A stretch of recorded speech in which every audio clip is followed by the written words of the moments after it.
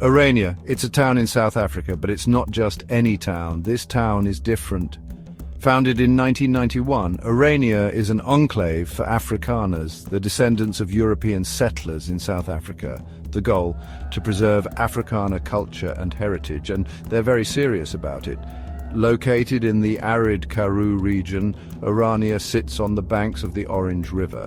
It's a sizable town, covering around 8,000 hectares. That's bigger than some small countries, but the population is small. Around 2,800 people call Orania home, and they all have one thing in common: they're Afrikaner. This isn't just about speaking Afrikaans or celebrating traditional holidays. Orania has a whites-only policy. Yes, you heard that right. In post-apartheid South Africa, a town exists where only white people are allowed to live. It's a stark reminder of the country's divided past, and it raises a lot of questions about the future. Is Orania a harmless cultural project, or is it a dangerous step back towards segregation?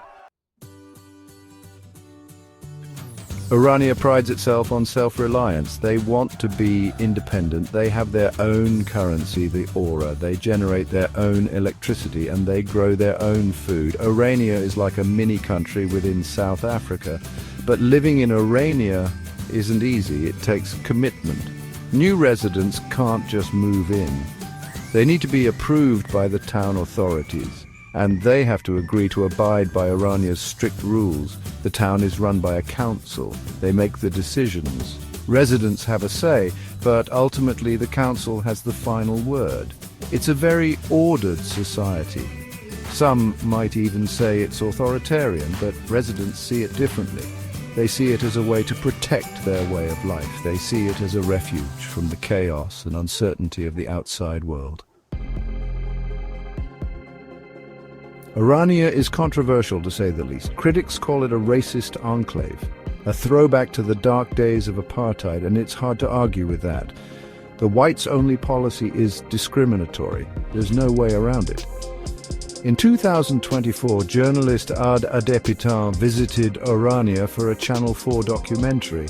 He wanted to understand the town and its residents. The documentary sparked outrage. Many people were shocked to see that such a place still exists in South Africa.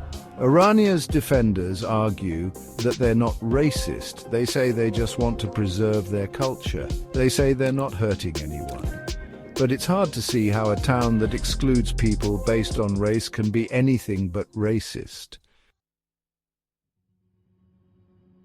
So, what does the future hold for Orania?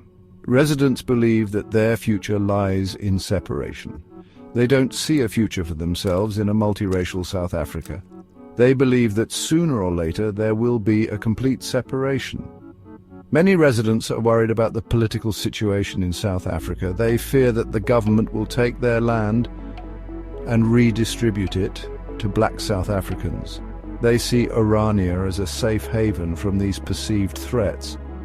Key figures like Karel Boshoff, grandson of apartheid architect Hendrik Verwoerd, have expressed skepticism about a unified South Africa. He and others believe that separate development is the only way to ensure the survival of Afrikaner culture.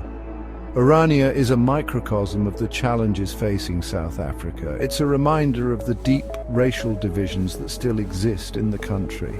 And it's a stark warning about the dangers of separatism.